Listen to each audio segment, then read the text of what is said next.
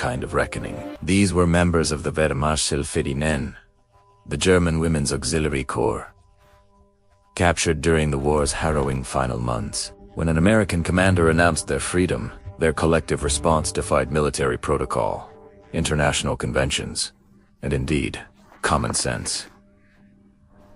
They pleaded to stay. What complex alchemy of circumstances could compel individuals to reject the promise of home for continued confinement with the very enemy they served? Before we delve into this captivating narrative, please take a moment to like this video and share your initial thoughts in the comments below. Your engagement helps us bring these forgotten histories to light.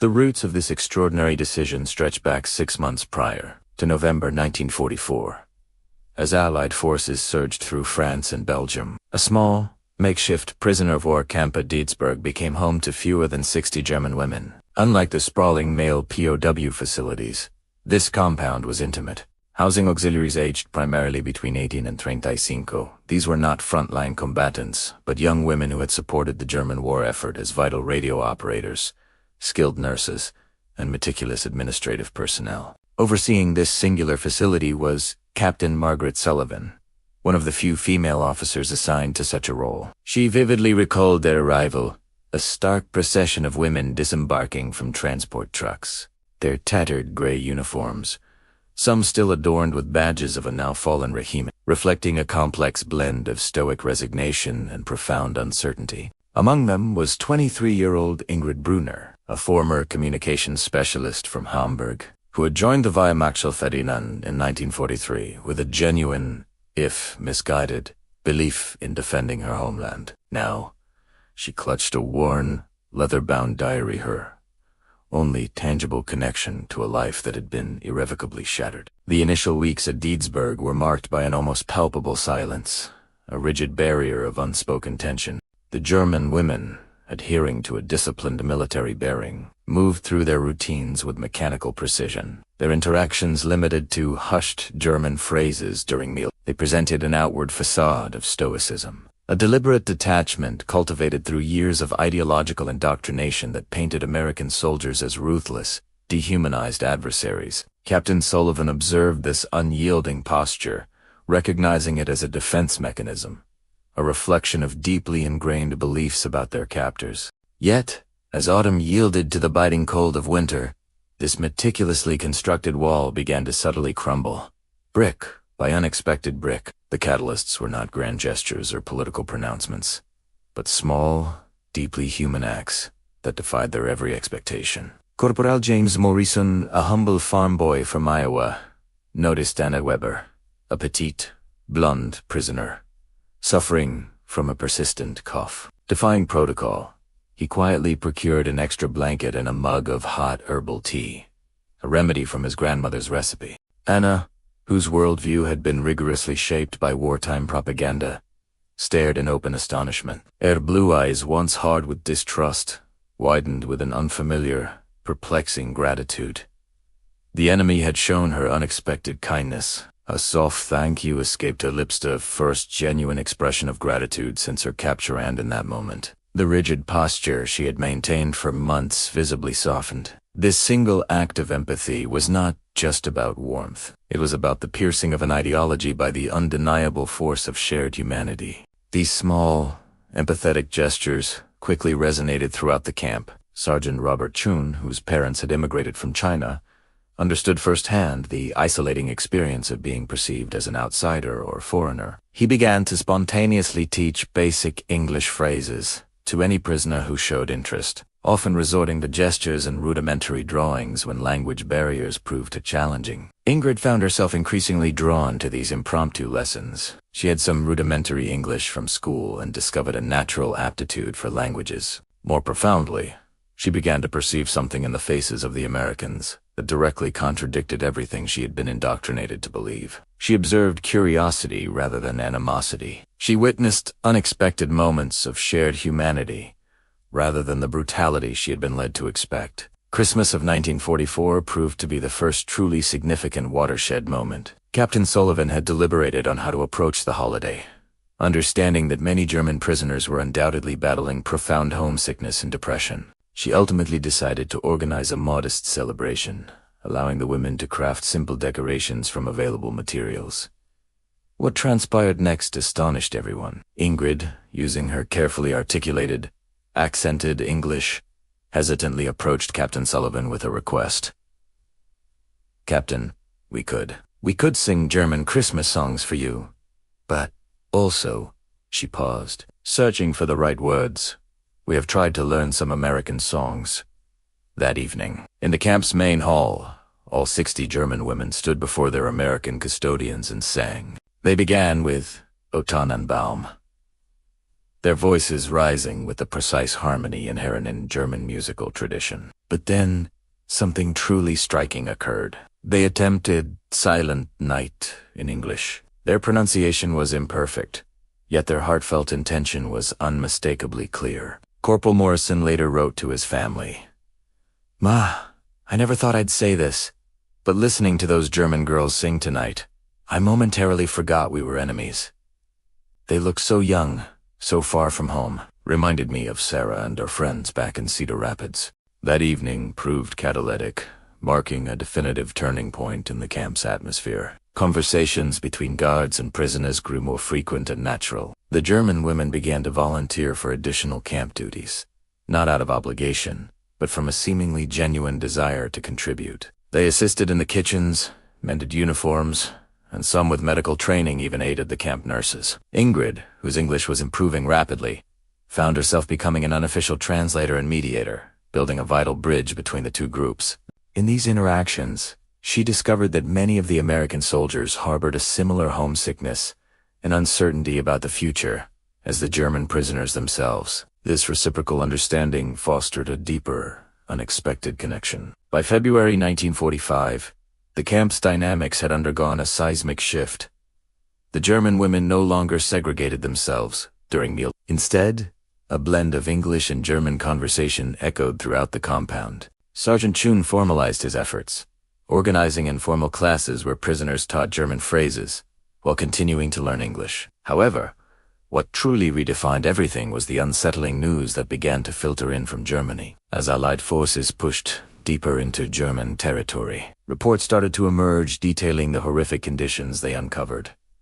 Stories of concentration camps, systematic atrocities, and an unfathomable scale of terror that most ordinary Germans claimed to have never known. Ingrid, poring over American newspapers in the camp library, felt a growing sense of shock and disbelief. The photographs were often blurry, yet the accompanying descriptions were chillingly clear. Her hands trembled as she read accounts of Bergen-Belsen and Dachau, places she had never heard of, yet which evidently existed within the very nation she had once proudly served. Anna Weber found her there, tears streaming down her face. "Ingrid?" she whispered in German. "Is this true? Our country truly did these things."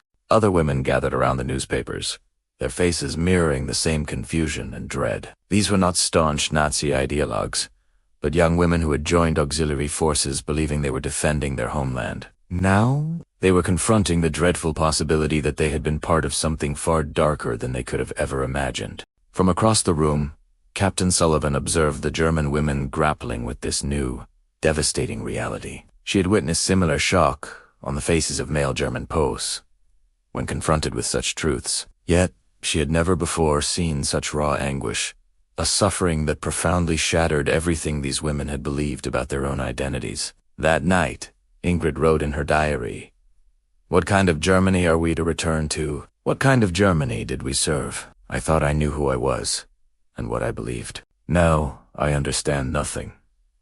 This entry captured an existential crisis, a complete dismantling of their moral and national compass. The spring of 1945 culminated in victory for Europe. Yet for the German prisoners at Deedsburg, it ushered in a period of immense uncertainty. While mailposts across the nation began their repatriation, the status of the 60 women remained precarious. Officials in Washington deliberated over their identity, while the women themselves confronted an even more anguishing question. What kind of place did they wish to return to? Reports from Germany painted a desolate picture of a disintegrated landscape. Cities lay in ruins, families were scattered or deceased, and the nation they had once known had ceased to exist. Many of the women had lost contact with their families months, even years, prior, leaving them with a visceral fear that no one, or nothing, might be awaiting their return. Paradoxically, amidst this external devastation, their daily lives within the American camp had metamorphosed into something none of them could have foreseen. Their initial captivity had gradually evolved into a semblance of community. American staff no longer viewed them strictly as enemy prisoners, but as displaced persons caught in circumstances beyond their control. Ingrid, in particular, had begun corresponding with a local family, who started visiting the camp as part of a church outreach program. Mrs. Henderson, the school teacher, was deeply impressed by Ingrid's intellect and a rapid command of English. More significantly, she was moved by the young woman's profound remorse for the truths she had uncovered about her nation's actions. "You are not responsible for what you never knew," Mrs. Henderson told her during one conversation. "The question is, what will you do now with the knowledge you possess?" However, earning the forgiveness and understanding of Americans was one thing. These women knew that returning to Germany would entail a starkly different reception. They would likely be seen as failures, as prisoners of war, corrupted by enemy influence. Worse, they would be returning to a nation that no longer reflected the values they had once believed they were fighting for. As the official announcement of their impending repatriation drew nearer, conversations among the German women escalated in both intensity and desperation. Within this American POW camp, they had found something they had never before experienced: acceptance, a renewed sense of purpose, and the unexpected possibility of redemption. It had become an unforeseen sanctuary. The morning of May 15, 1945, was charged with an unusual, palpable anticipation. Captain Sullivan had convened all German prisoners for a general assembly to officially announce the repatriation procedures. The 60 women gathered in the main hall, their faces reflecting months of internal struggle over what this moment would signify for their futures. Captain Sullivan stood before them, holding official documents from the War Department. Her voice, serene yet empathetic, began. "Ladies, I have received orders concerning a repatriation to Germany. Transportation will be arranged within the next 2 weeks. You will be transferred to displaced persons camps in Europe and then released to return home." She paused, observing the flicker of both relief and anxiety on their faces. What she did not anticipate, however, was what transpired next. Ingrid Brunner slowly, yet resolutely, rose to her feet, her hands visibly trembling. Addressing the captain directly in clear, deliberate English, she asked, "Captain Sullivan, may I speak on behalf of some of us?" Granted permission, Ingrid surveyed the other prisoners before continuing. "We've discussed this internally for many weeks. Some of us, a number of us, do not wish to return to Germany immediately." These words reverberated with a seismic impact, like a sudden peal of thunder. Several American guards exchanged bewildered glances. Anna Weber then rose, followed by 12 other women. They formed a small, determined cluster within the assembly, their decision evidently made with long-pondered conviction. With halting English, Anna articulated, "Captain, we know our request is unusual, but Germany is no longer our home. The Germany we served, we discovered, was not the Germany we so fervently believed in."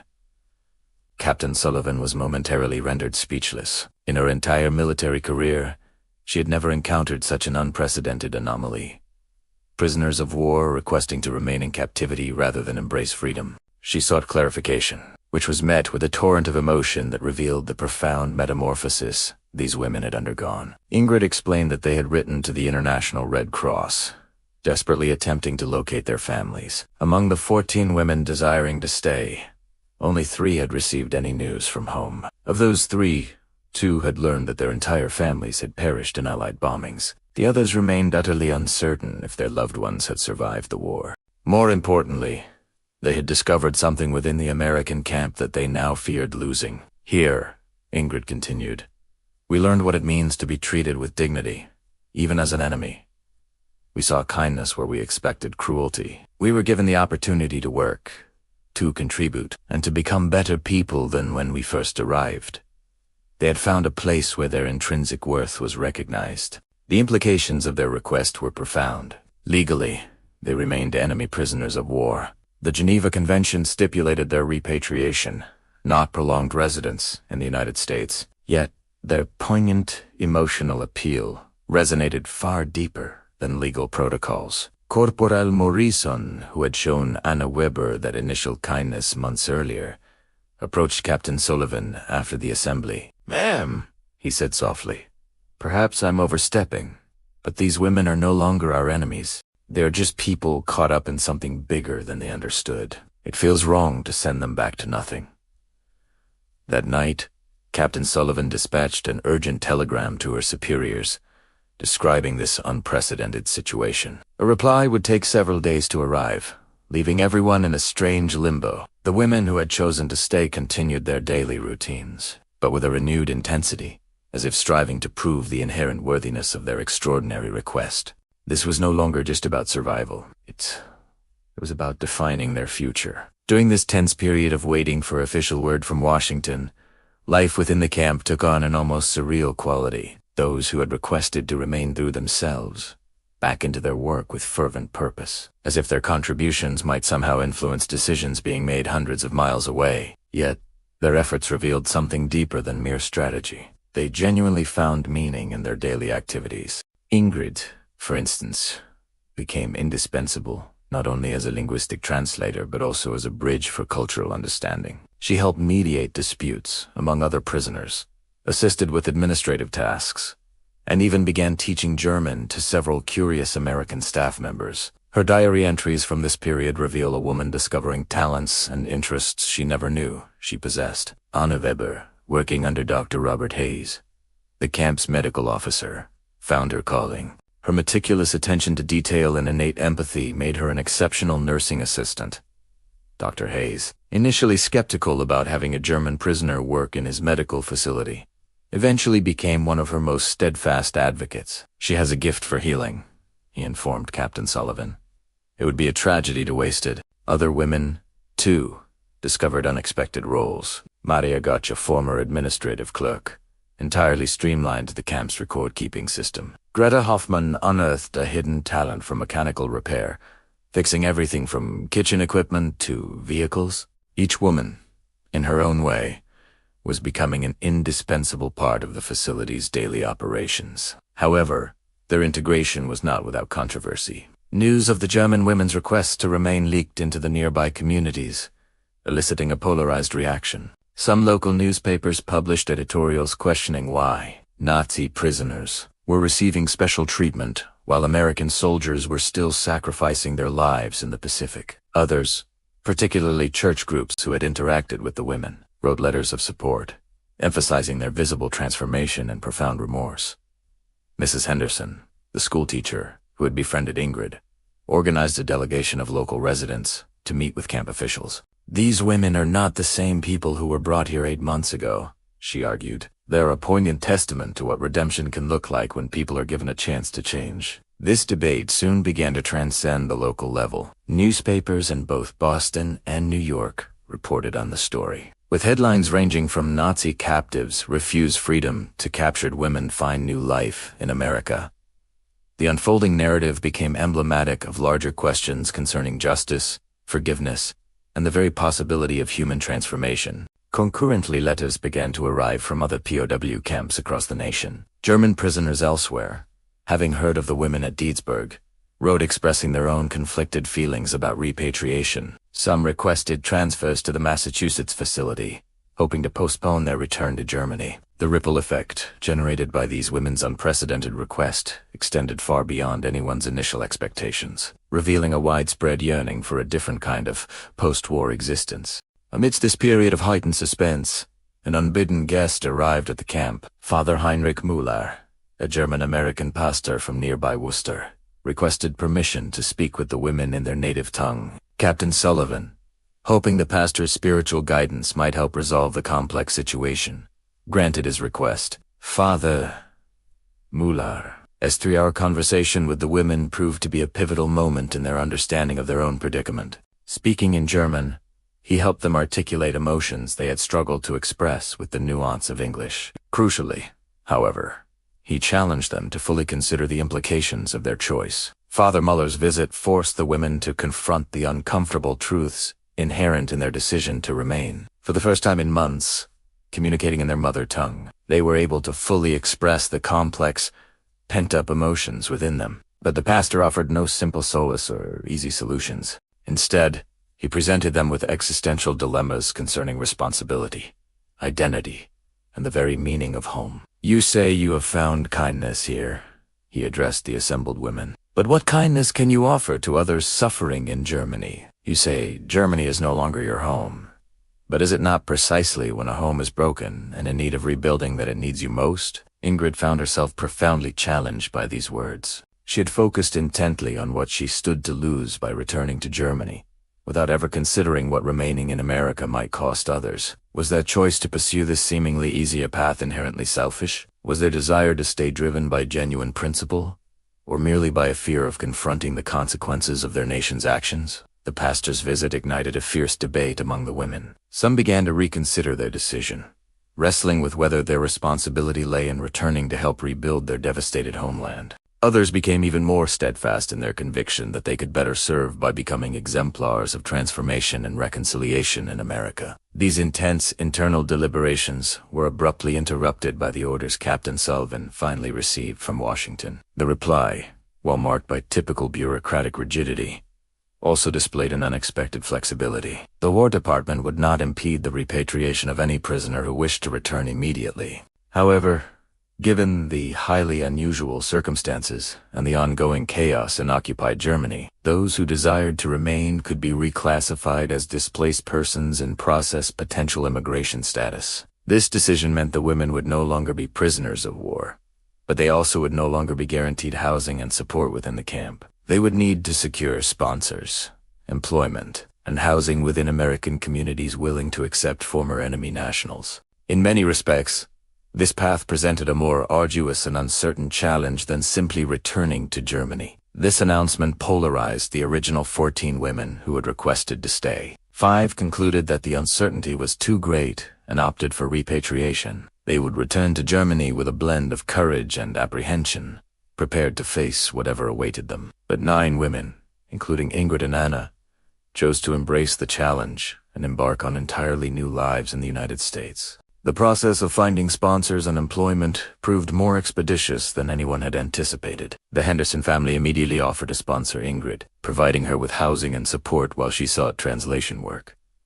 Dr. Hayes championed Anna's cause, arranging for her to continue her medical training at a local hospital and promising to oversee her transition from assistant to registered nurse. Other local families, moved by the women's stories and their evident sincerity, also extended their support. Communities initially skeptical of having German prisoners nearby now enthusiastically embraced the opportunity to participate in what they viewed as a uniquely American narrative of redemption and a second chance. Perhaps the most profound development, however, was the decision made by some of the women who chose repatriation. They announced their intention to return to Germany not as defeated prisoners, but as ambassadors of the reconciliation they had experienced in America. Their hope was to carry back the lessons they had learned about forgiveness, fostering cooperation, and how former adversaries could indeed become friends. The culminating day of repatriation was June 20th, 1945. The scene at Deedsburg stood in stark contrast to any other in the history of American POW operations. Instead of the typical tense and formal process of sending defeated enemies home, the atmosphere felt more like a poignant community farewell. The 46 women who had chosen repatriation stood in formation, but their once rigid military bearing had visibly mellowed over the preceding months. They carried letters from American soldiers, photographs taken during their time in the camp, and small gifts from guards and staff. More significantly, they carried with them a profoundly altered understanding of America. Captain Sullivan addressed the departing women in what she later described as one of the most poignant moments of her military career. "You came here as our enemies," she told them. "But you leave as something we never anticipated, friends. I hope you will remember that Americans can show mercy without forgetting justice, and that even in the darkest of times, redemption is possible." Ingrid stood to reply. Her English had grown fluent and confident over the months. "Captain Sullivan, we came here believing we knew what America was. We found we knew nothing. We believed Americans were our enemies. We discovered that the only true enemy was our own ignorance and hatred."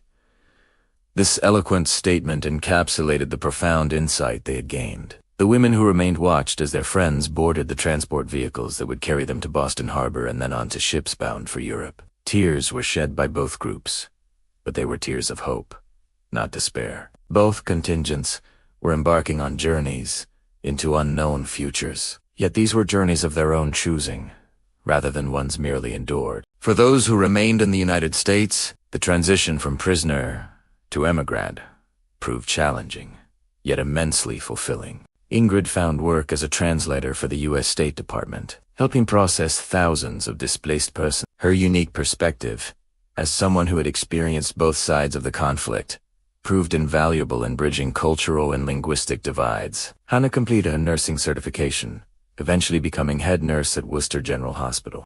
Her story became locally renowned, and she was frequently invited to speak to community groups about the possibilities of forgiveness and transformation. She remained unmarried, dedicating her life to caring for others, a quiet way of seeking to atone for her nation's wartime actions. Other women who stayed similarly found paths to contribution and belonging.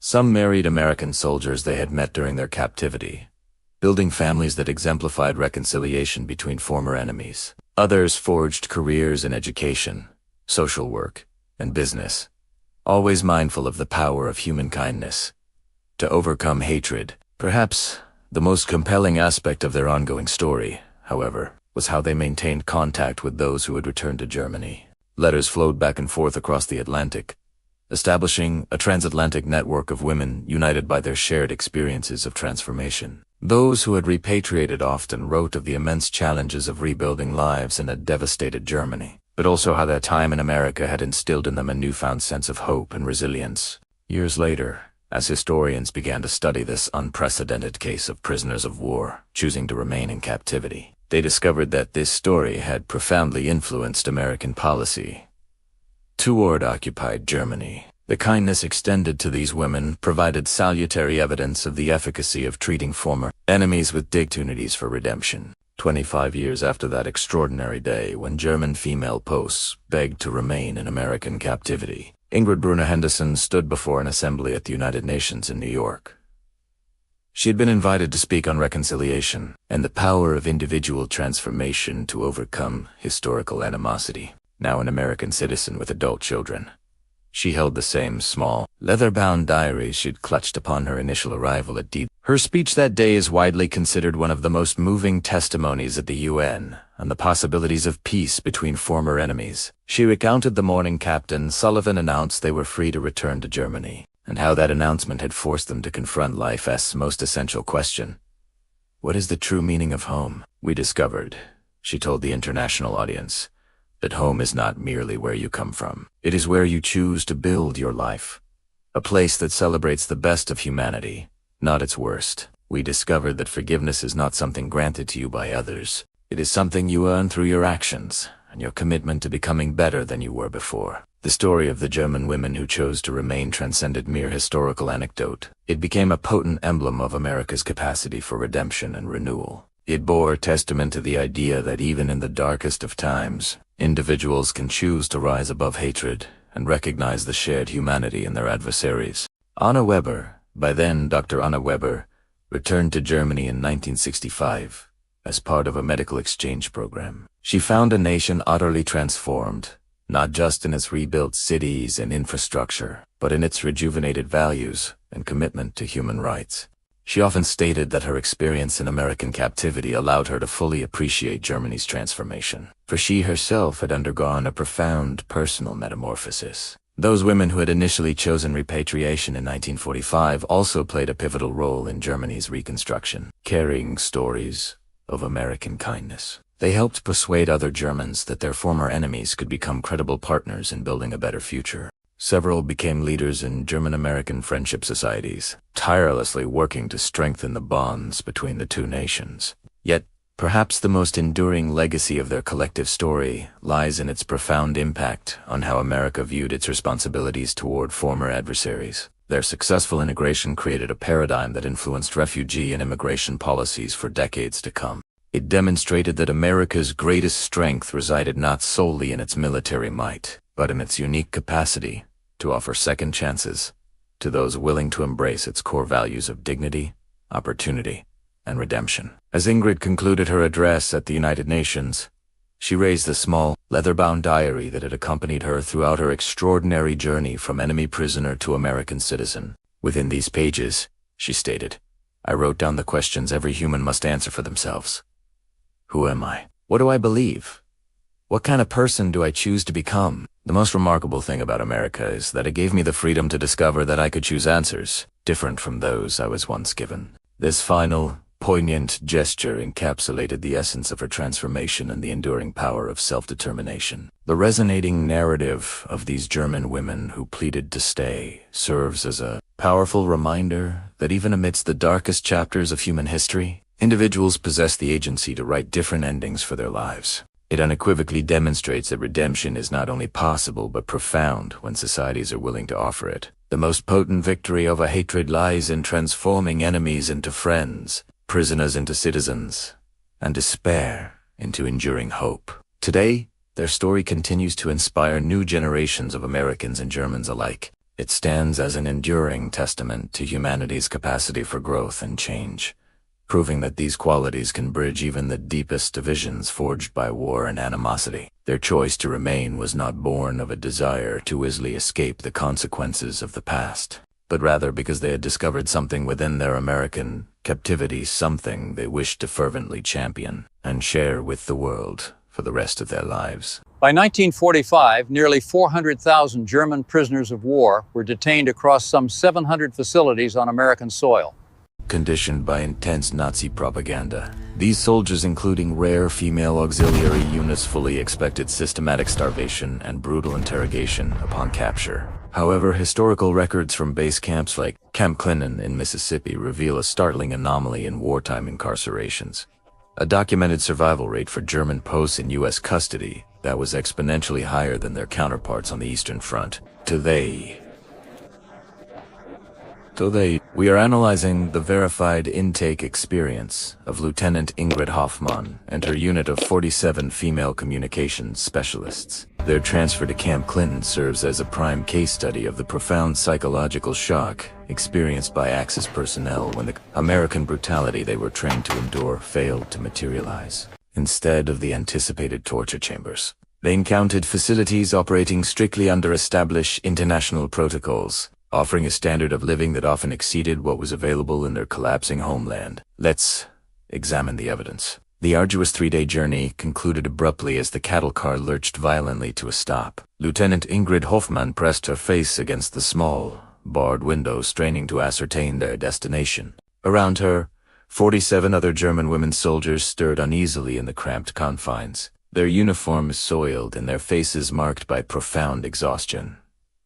"Where are we?" whispered Sergeant Anna Klein, a signal specialist apprehended during the Western Front's collapse. Peering through the grimy window, Ingrid could make out guard towers and barbed wire fences. Yet, something about the scene contradicted the stark imagery of prisoner of war camps disseminated by Nazi propaganda. The structures appeared robust and well-maintained, a notable contrast to the rudimentary wooden structures she had envisioned. "It's an American prisoner of war camp," Ingrid replied grimly. "Prepare yourselves for the fate we were indoctrinated to expect."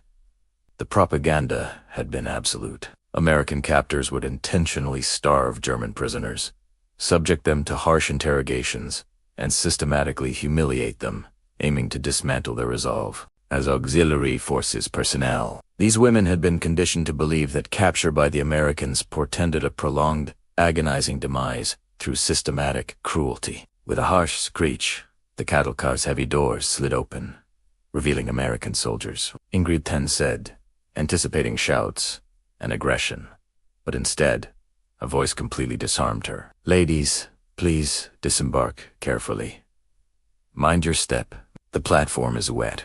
The voice belonged to a tall American sergeant who, astonishingly, extended a hand to assist the German women soldiers as they descended from the train. His uniform was immaculate, his demeanor professional, and, most remarkably, he spoke careful German, conveying evident concern for their safety. "I am Sergeant Williams," he announced to the assembled German prisoners. "You are now at Camp Clinton, Mississippi. You will undergo registration, be assigned quarters, and receive an orientation regarding camp procedures. Ingrid and Anna exchanged a bewildered glance. This diverged significantly from the brutal treatment they had been conditioned to expect. The American guards, though armed, appeared relaxed, their weapons lowered. They treated these German women more as displaced persons than dangerous adversaries. "Sergeant Williams," Ingrid inquired cautiously, speaking in hesitant English, "what will happen to us?" The American's surprise at the inquiry appeared genuine.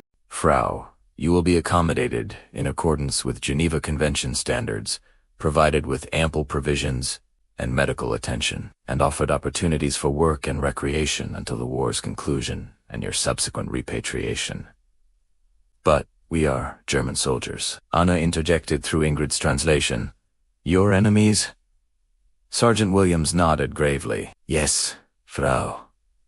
During wartime, you were our adversaries. However, as prisoners of war, international law dictates that you possess rights which we are obligated to uphold." As they were led towards the camp entrance, Ingrid noted details that directly contradicted everything she had been told about American POW camps. The grounds were immaculately clean and well-ordered. The guards moved with relaxed professionalism, not aggression. Most strikingly, she discerned German voices engaged in what sounded like routine conversation, not desperate pleas, emanating from within the camp. "This doesn't feel right," Anna murmured. "Where is the brutality against which we were caught?" Before Ingrid could respond, they passed through the gates, revealing a sight that drew gasps of astonishment from all the German women. Within the camp courtyard, German prisoners of war engaged in a football match, casually observed by American guards. The prisoners appeared healthy, their uniforms clean, and their postures relaxed, rather than fearful. "My God," whispered Corporal Weber, a communications specialist from Bavaria. "They look normal, like human beings." Sergeant Williams, noticing their bewilderment, offered an explanation. "Ladies, I understand this might differ from your expectations, but Camp Clinton operates in adherence to American military regulations and international law. Your security and well-being are our paramount responsibility." As they approached the registration building, Ingrid felt her worldview begin to fracture. Everything the Nazi regime had propagated regarding American cruelty toward prisoners was being systematically refuted by her first-hand observations. Yet, the most profound shock was yet to be revealed. Nothing could have prepared these German women for the scene that greeted them inside the camp facilities. Inside the registration building, Ingrid and her fellow German prisoners encountered the initial demonstration of American intentions. They were led into a large room where several American military personnel, including a female officer, were seated at desks laden with documentation and provisions. "I am Captain Mary Rodriguez," the American woman announced in fluent German. "I will serve as your primary liaison during your tenure at Camp Clinton. Each of you will undergo individual interviews to ascertain your identity, rank, and any specific medical requirements." Ingrid was the first to be called, her legs trembling as she approached Captain Rodriguez's desk. Every aspect of Nazi training had forewarned that American interrogations would employ psychological torment aimed at shattering German resistance. "Please, sit," Captain Rodriguez said softly, gesturing to a wooden chair. "Would you care for some water? You've had a long journey." The offer of water entirely disarmed Ingrid. Yes, thank you." An American soldier brought her a pristine glass of cold water, which Ingrid gratefully consumed, while Captain Rodriguez professionally and efficiently reviewed her documentation. "Lieutenant Ingrid Hoffmann, Communications Specialist, apprehended near Okan on March 15th. Is this information accurate?" "Yes," Ingrid replied cautiously. "Are there any injuries or medical conditions we should be aware of?" "None, Captain." "Excellent. Now, I need to inform you of your rights as prisoners of war under the Geneva Convention." For the ensuing 10 minutes, Captain Rodriguez meticulously elucidated the protections extended to prisoners of war. Sufficient sustenance, medical attention, communication, entitlements, recreational pursuits, and safeguards against mistreatment. Significantly, she provided Ingrid with a printed German-language copy detailing these rights. "You will be housed in Barracks 7, with 15 other German women. 3 meals a day will be served in the main mess hall. Following a 2-week quarantine period, You will commence enjoying the same privileges accorded to male prisoners of war. Quarantine, Ingrid asked nervously. It is a standard medical precaution for all new arrivals. Our objective is to ensure your health and freedom from infectious diseases. During this period, you will receive an orientation on camp procedures and gain access to recreational facilities. As Ingrid was escorted out of the registration room, she passed Anna, who was preparing for her own interview. They are treating us like human beings, Ingrid whispered, astonished. The walk to Barrack 7 revealed even more unexpected sights. They passed a library where German prisoners perused books and newspapers, a medical clinic where American doctors provided care to German patients, and, most remarkably, a canteen where prisoners could acquire small amenities with tokens earned through camp labor. This is impossible, Sergeant Klein murmured as they reached their assigned barracks. It contradicts everything we were taught about American atrocities. The barracks themselves were clean, wooden structures equipped with individual beds, mattresses, and blankets. Windows featured glass, not bars, and personal lockers were allocated to each woman for her belongings. The space was modest yet dignified, resembling military accommodations more than a prison cell. Ladies, an American corporal called out, you will find basic toiletries and clean attire within your lockers. Dinner will be served at 18 o'clock in the main mess hall. Tomorrow morning, you will commence your camp orientation alongside other German personnel.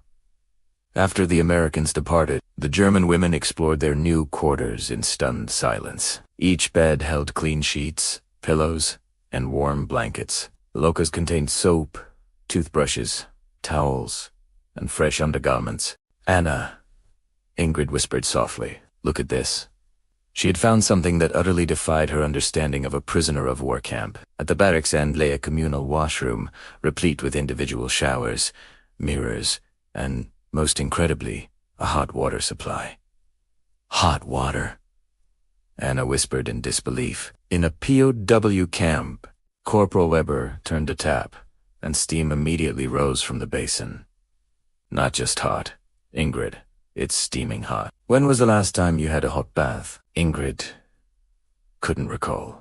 During the war's final months, even German military installations frequently lacked adequate heating and hot water. The provision of such a luxury to enemy prisoners by an American POW camp was simply inconceivable. And clean towels, another prisoner observed, touching the soft fabric with wonder, and real soap. Not the substitutes we've been using for months. As night fell, and the German women prepared for their first meal as American prisoners, Ingrid faced a deeply unsettling realization. Everything the Nazi regime had propagated regarding American mistreatment of prisoners of war was being systematically disproven. If such fundamental falsehoods existed, what other narratives were merely propaganda and devoid of truth? Ingrid, Anna whispered as they walked towards the mess hall.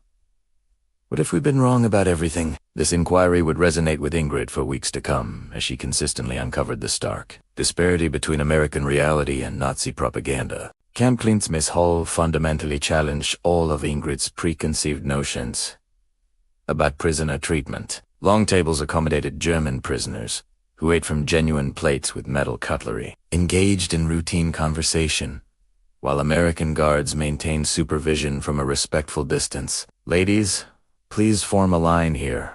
A friendly American cook in his 50s directed in broken German. Tonight, we have beef stew, with vegetables and bread. Ingrid accepted her tray, astounded as the cook served a substantial portion of beef stew, containing meat, potatoes, carrots, and green beans. The bread was fresh and white, and the coffee was authentic. Unlike the ersatz brew she had grown accustomed to in the war's closing months. This is more food than I've seen in months, Anna whispered, as they found a seat at a table with other German women who had been in the camp longer. You will acclimatize to it, stated Private First Class Miller, a signal specialist captured 3 months prior. They provide us with the same rations as their own soldiers. 3 meals daily, with additional provisions available for purchase at the canteen. But why? Sergeant Klein asked. We are prisoners of war, enemy soldiers. We have all posed that query. The Americans operate on the principle that you catch more flies with honey than with vinegar. They contend that humane treatment of prisoners mitigates unrest and can foster cooperative intelligence efforts. Intelligence cooperation. Ingrid's voice sharpened. Nothing indicative of treason, Miller swiftly clarified. Merely fundamental information regarding German army organization, equipment, capabilities, verifiable through other sources. In return, they extend privileges exceeding the basic stipulations of the Geneva Convention. As they ate, Ingrid observed the dynamic between the American guards and the German prisoners. The guards were vigilant, yet non-aggressive, maintaining a professional distance while permitting routine social interaction among prisoners. F.A.R.A.U.L.A.N. Miller, Ingrid asked carefully, have you experienced any mistreatment, any coercion or punishment?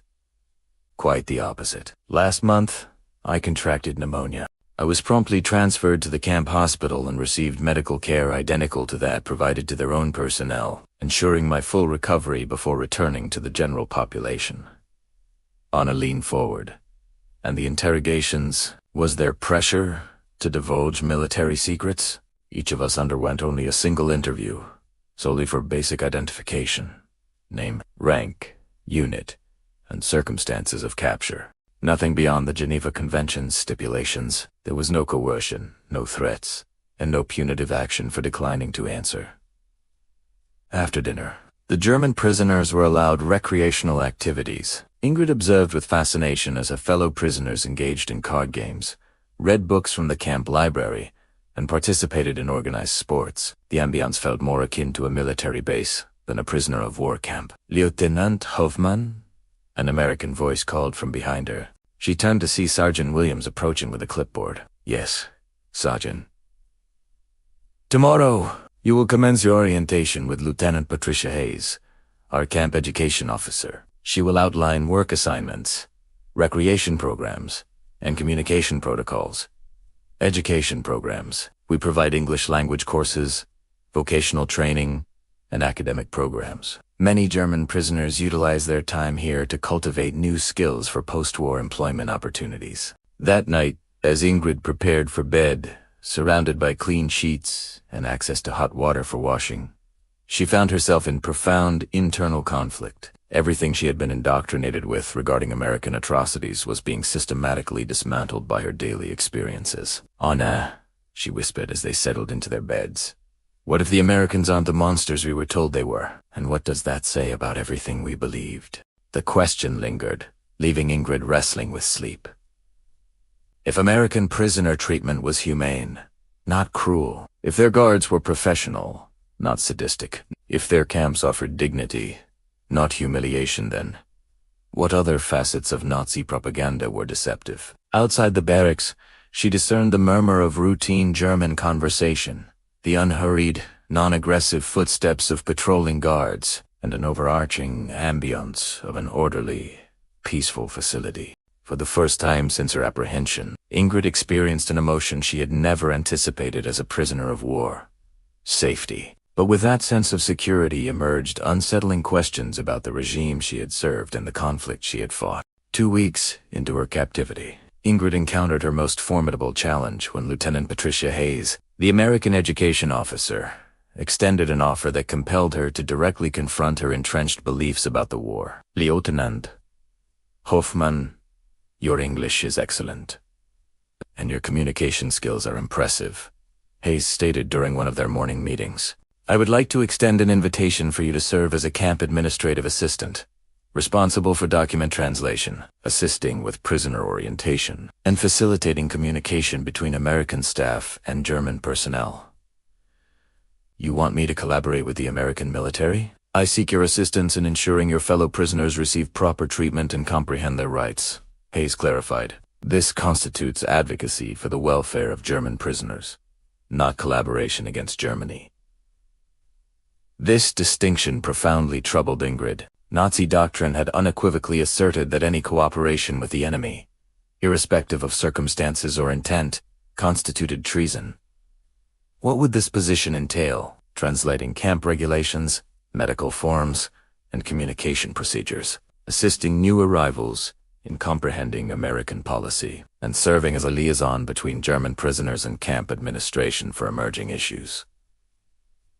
Lieutenant Hayes paused, observing Ingrid's expression. I should note that this position includes additional privileges, private quarters, access to more extensive library resources, and an enhanced communication allowance. What if I refuse? Then you will continue as a regular prisoner of war, entitled to all standard Geneva Convention protections. There will be no penalty, no retribution. This is an opportunity, not a compulsion. That evening, Ingrid discussed the offer with Anna and the other German prisoners she had come to trust. It's a snare. Sergeant Klein insisted. They intend to transform you into a collaborator, then leverage you to gather intelligence on other prisoners. But Ingrid Anna countered, look around us. They treat us better than our own army treated us in the final months. Perhaps they genuinely want to improve conditions. Private First Class Miller offered a different perspective. I have been observing the Americans for months. Their conduct is consistently uniform. They adhere strictly to regulations, treat prisoners with professional respect, and genuinely appear committed to upholding Geneva Convention standards. That doesn't mean we should betray our country, Klein argued. Is it truly betrayal? Ingrid asked softly, to help German prisoners receive better treatment. The debate continued late into the night, reflecting deeper questions of loyalty, survival, and moral responsibility in an impossible situation. The next morning, Ingrid made her decision. Lieutenant Hayes, I accept the position, but on one condition. What is that condition? I require written assurance that my duties will exclusively pertain to prisoner welfare advocacy, and will not involve intelligence, gathering, or propaganda activities.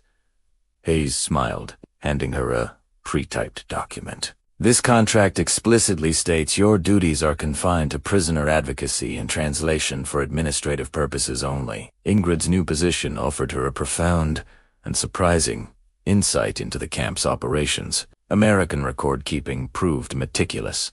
Every prisoner's medical requirements, dietary needs, communication entitlements, and recreational activities were thoroughly documented and regularly audited. We undergo monthly inspections conducted by Red Cross representatives, Hayes explained during Ingrid's inaugural week as translator. Every facet of prisoner treatment must comply with international standards.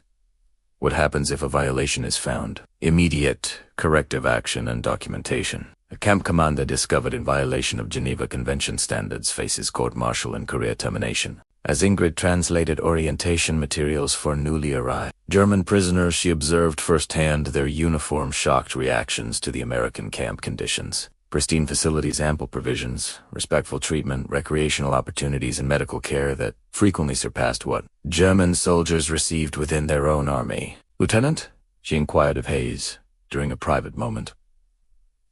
Why do the Americans demonstrate such exceptional care for their prisoners? Most armies regard captives as a burden to be managed with minimal resource allocation. Hayes considered the question carefully. Because we believe that our treatment of enemies mirrors our inherent character as a people. Should we succumb to cruelty toward our prisoners, we would effectively become the very entity we are contending against. That night, Ingrid composed her first letter home since her capture, leveraging the expanded communication privileges her new position afforded. However, as she endeavored to describe her experiences at Camp Clinton, she confronted a fundamental dilemma. How could she convey to her family that the Americans whom they had been indoctrinated to believe were barbaric extended more dignity and care to German prisoners than the German government had provided its own populace during the war's desperate closing months? The truth was becoming undeniable, yet it was a truth that challenged every belief she had been raised to uphold. 3 months into her captivity, Ingrid confronted the most profound challenge to her convictions, when a Red Cross inspection of the camp revealed information that utterly shattered any lingering Nazi propaganda concerning American atrocities. Lieutenant Hoffmann, would you be willing to assist me with translation during my inspection today? Asked Dr. Elizabeth Warren, the Red Cross representative who conducted monthly reviews of prisoner conditions. During their tour of the camp facilities, Dr. Warren meticulously documented every aspect of prisoner treatment with professional rigor. The medical clinic, mess hall, recreation areas, living quarters, and work programs all underwent comprehensive scrutiny. What are your observations regarding the prisoners' health and morale? Dr. Warren asked Ingrid while interviewing German prisoners. They appear healthy and well, while content might be an overstatement. They exhibit no indicators of abuse or systemic mistreatment. How does this compare to the conditions you experienced while serving in the German military? Ingrid Bausit, hesitant to respond truthfully. During the war's final months, German soldiers had frequently been underfed, received inadequate medical care, and endured austere living conditions owing to severe resource shortages. Dr. Warren assiduously took notes as she interviewed German prisoners, questioning them about medical treatment, food quality, recreational opportunities, and any grievances concerning American conduct. Private First Class Miller, Dr. Warren asked through Ingrid's translation, "Have you experienced any violations of Geneva Convention standards?" "Quite the opposite," Miller replied firmly. "When I was hospitalized for pneumonia, I received superior medical care compared to any I experienced in the German army. The physicians treated me precisely as they would an American soldier. Every prisoner interviewed provided a consistent response. There were no reports of atrocities, insufficient food, medical negligence, or systemic abuse. Instead, accounts detailed professional, respectful treatment that frequently surpassed the minimum requirements of the Geneva Convention. But the real shock occurred when Dr. Warren shared her inspection findings with the camp administration. With Ingrid present, Camp Clinton has achieved the highest possible rating for prisoner treatment standards. Dr. Warren declared to Lieutenant Colonel Anderson, the camp commander, "Your facilities and procedures have surpassed Geneva Convention requirements across all categories." "Thank you, Dr. Warren. We strive to uphold exemplary standards. I do have one concern, however," Dr. Warren continued. "Several prisoners reported experiencing profound guilt over receiving superior treatment as American prisoners of war compared to what they experienced as German soldiers. This is inducing psychological distress and may necessitate counseling support." Lieutenant Colonel Anderson nodded gravely. "We have indeed observed this issue. Many German prisoners are struggling to reconcile the reality that their own government provided conditions vastly inferior to those we extend to enemy captives." After Dr. Warren's departure, Ingrid found herself alone with Lieutenant Hayes, unable to dismiss the profound implications of what she had just witnessed. "Lieutenant Hayes, may I ask you a personal question?" "Of course." "Why do the Americans furnish such exceptional care for enemy prisoners?" Ingrid inquired, "when your own propaganda could readily justify harsher treatment." Hayes considered the question carefully. "Because we believe that our treatment of enemies mirrors our inherent character as a people. If we were to compromise our values in response to Nazi atrocities, then they would have effectively succeeded in transforming us into their likeness." That night, Ingrid sat in her private quarters, a privilege garnered through her administrative duties, composing a letter she knew she might never dispatch. How could she inform her family that the American prisoner of war camp offered superior living conditions to German captives than German citizens had experienced in their own nation during the war's final years? "Hannah," she confided to her friend during the evening recreation, "I'm starting to understand something terrible." "What?" "The Americans do not treat us well to manipulate us or extract intelligence," Ingrid explained, her voice subdued. "They treat us well because it is intrinsic to their character. Their respect for human dignity is not propaganda. It is an authentic principle." Anna remained silent for a long moment. "Then what does that say about the people we served?" Ingrid had no immediate answer, but the question continued to resonate as it became increasingly evident that her conviction in the moral superiority of the German cause was predicated on falsehoods. The truth was irrefutable, yet accepting it implied acknowledging she had fought on the wrong side in a conflict between civilization and barbarity. This profound realization established the context for the journey's startling conclusion, compelling these German prisoners to confront a life-altering truth. Their adversaries possessed a humanity that their own leaders had irrevocably forsaken. 6 months into her captivity, Ingrid stood in the camp's communication center, translating the most devastating news she had yet encountered. American radio broadcasts were reporting on the liberation of Nazi concentration camps, the specifics of which were nearly beyond belief. Lieutenant Hoffman, Lieutenant Hayes, stated softly, "We have received reports concerning German civilian detention camps. The details are profoundly distressing. We aim for the German prisoners to receive this information from their own German compatriots, rather than solely from American sources." Ingrid's hands trembled as she perused the intelligence reports. Bergen-Belsen, Dachabuchenwald names destined to be indelibly etched in history. These were sites where her own government had perpetrated atrocities that defied human comprehension. "This cannot be accurate," she murmured. "These figures, a massacre of such magnitude, it's unfathomable." "I am afraid it is true," Hayes replied gently. "The Allied forces are meticulously documenting everything. The evidence is irrefutable." That night, Ingrid confronted the most challenging task of her life: translating these reports for her fellow German prisoners. The camp's main hall was silent as she read aloud the accounts of systematic extermination, medical experimentation, and industrial-scale murder perpetrated by the regime they had served. 6 million Jews, she read, her voice trembling, along with millions of other civilians, Poles, Russians, disabled individuals, political prisoners, all systematically murdered by German forces, while we held the conviction that we were fighting a noble war.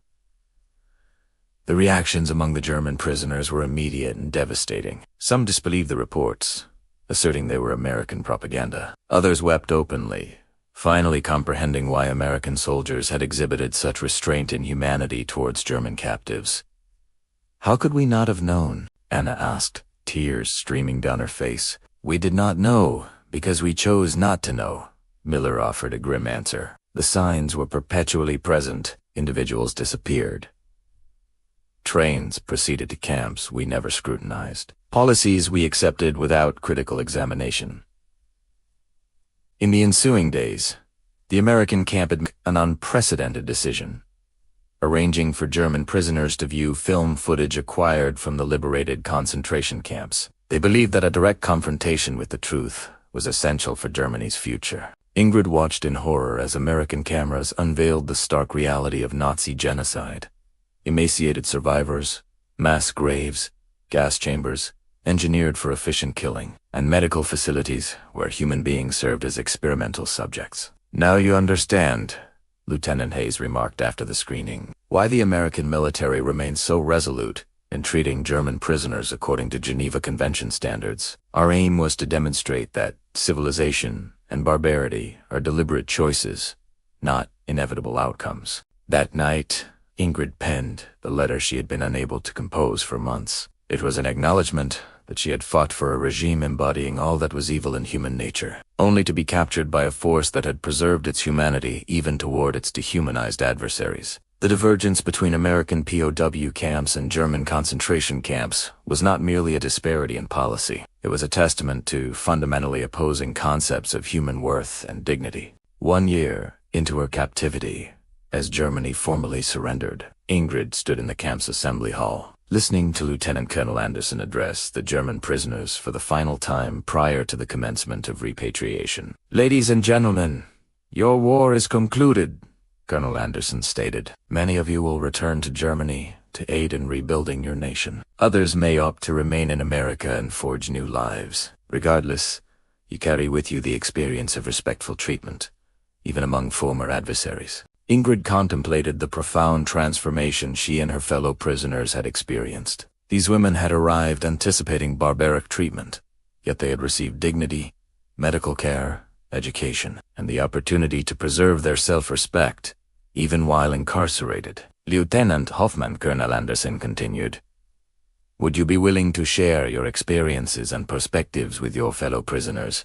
Ingrid rose, her voice steady despite the surge of emotion within her. "1 year ago, we arrived here anticipating brutal treatment from barbaric Americans. Instead, we discovered our captors upholding a higher standard of human dignity than our own leaders had extended to millions of innocent people." She paused, gazing at the faces of the German women who had shared this transformative experience. "We learned that hot baths, clean towels, ample provisions, and respectful treatment are not mere luxuries. They are fundamental human rights accorded by a civilized society, even to its adversaries." "What will you tell people when you return to Germany?" Sergeant Klein asked. "I will tell them the truth," Ingrid replied firmly. "American soldiers demonstrated that one can prevail in war without sacrificing one's humanity. Treating prisoners with dignity confers strength, not weakness. The distinction between civilization and barbarity resides in how one treats those who are defenseless. As Dr. Warren conducted her final Red Cross inspection, she approached Ingrid with an extraordinary document. "Lieutenant, this is our complete report on Camp Clinton. Would you be willing to help translate it into German for distribution in occupied Germany?" The report meticulously documented every aspect of prisoner treatment over the past year, encompassing medical statistics, educational programs, recreational activities, communication logs, and, critically, 0 incidents of prisoner abuse or Geneva Convention violations. "Why do you want Germans to read this?" Ingrid asked. "Because Germany must comprehend that power and victory do not necessitate cruelty," Dr. Warren replied. "Your people need to recognize that it is possible to construct a society founded on human dignity, not domination." As the repatriation ships readied for departure, Ingrid packed her limited belongings, which included letters from American soldier families who had adopted German prisoners through a communication program, photographs of camp recreational activities, and certificates for the educational courses she had completed.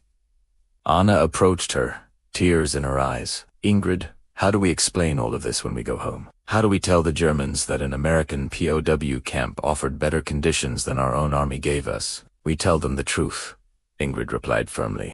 "We tell them we encountered Americans who demonstrated that human dignity is not a weakness, but a profound strength. Treating your enemies with respect fortifies you, rather than diminishes you."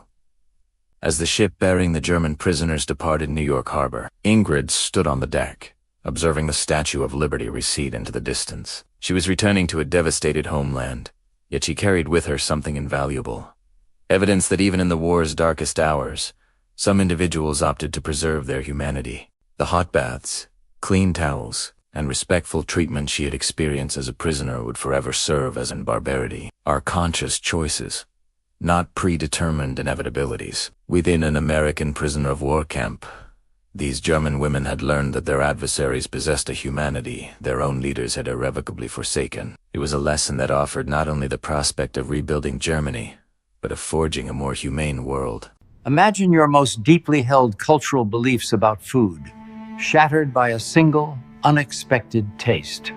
In August of 1944, within the guarded confines of Camp Concordia, Kansas, German prisoner of war, Oberfeldwebel Elga Richter witnessed a sight that defied all logic.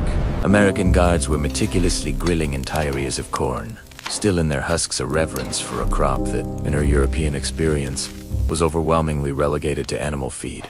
Its human consumption, a grim indicator of desperate famine. Was this simply baffling American ignorance of proper cuisine, or something far more profound that would redefine her understanding of an entire civilization? This isn't merely a story about a meal. It's about the seismic clash of two worlds, revealed through the humble corn cob. Helga's initial disgust, echoed by her comrade Lyselman, stemmed from a deeply ingrained cultural perception. Yet, their American captivity had already begun to unravel Nazi propaganda, presenting clean facilities, adequate provisions, and respectful treatment that starkly contradicted narratives of enemy barbarity. This bizarre corn ceremony, however, seemed poised to confirm every culinary prejudice. But what if their understanding of this seemingly simple grain was fundamentally and historically flawed? Before we delve into this incredible culinary awakening and its lasting impact on post-war Germany, take a moment to show your support by hitting that like button and share your initial thoughts on cultural food surprises in the comments below. We're about to uncover how a perceived pig feed not only transformed a prisoner's plate, but ultimately an entire nation's worldview. In August 1944, Helga scoffed too. Lyselman, they're cooking animal fodder, grilling corn like a delicacy, not pig feed. Lysel's uneasy laughter underscored the dissonance of their American imprisonment, which starkly contradicted German propaganda about enemy brutality. Clean facilities, ample food, and respectful treatment hinted at an American prosperity previously unacknowledged. Yet, this corn ceremony seemingly confirmed their assumptions about American culinary ignorance. In Germany, Helga continued, corn feeds livestock. Only the truly desperate ate it during severe shortages. And they've intend we ground it to hide the taste.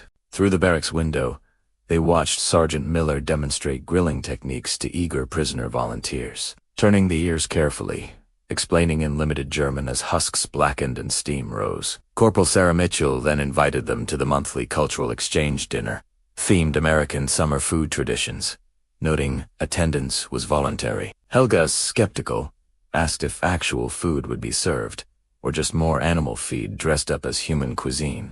Mitchell, her expression neutral, merely suggested, "You'll have to judge for yourself. Dinner is at 6 o'clock in the recreation hall." After Mitchell left, Lysel voiced her concern. "Should we go? I don't want to offend them. But I won't eat livestock fodder, to be polite." Helga decided. "We'll attend, if only to document more bizarre American customs for our repatriation report. Grilled corn for humans, our families won't believe it." This blend of duty and morbid curiosity led them to the evening event. That evening, 37 German female prisoners gathered in the transformed recreation hall. Grills blazed and the air filled with the aroma of roasting corn. Not the musty smell of fodder, but something distinctly sweeter, almost nutty. Sergeant Miller, addressing them in German, introduced sweet corn, picked this morning from Kansas farms, grilled with butter and salt. This is summer food in America, for family celebrations, community gatherings, simple pleasure. Helga and the others exchanged glances, confirming their shared belief. Americans celebrated by eating pig feed. This reinforced their views on European culinary sophistication versus American crudeness. However, Miller then removed a perfectly grilled ear, peeled back its charred husk to reveal golden, butter-glistening kernels, and an irresistible aroma that unexpectedly stirred Helga's hunger. "Who would like to try first?" Miller offered the steaming corn. The German women hesitated, torn between cultural prejudice and genuine curiosity. Helga, pushed forward by her peers as the ranking officer, approached the corn with a wariness one might show an unexploded bomb. "Just bite the kernels directly from the cob," Miller instructed, demonstrating. The butter and salt enhanced the natural sweetness. "Sweetness," Helga scoffed. "Corn isn't sweet. It's bland, starchy animal feed." Miller patiently clarified. "That's field corn, what you feed livestock. This is sweet corn, a different variety of bread specifically for human consumption, developed by Americans for over a century." The distinction was lost on Helga, who knew only one type of corn. She accepted the hot, butter-dripping ear. "For Germany," she muttered sarcastically, taking a bite with a look of martyrdom. The flavor explosion was utterly unexpected. Sweet, like summer fruit, yet buttery, smoky, and tender, not tough and starchy. The salt enhanced, rather than masked, its natural flavor. Helga chewed slowly, aware of every watchful eye. Her surprise was evident, prompting Lysel to step forward. "Is it good?"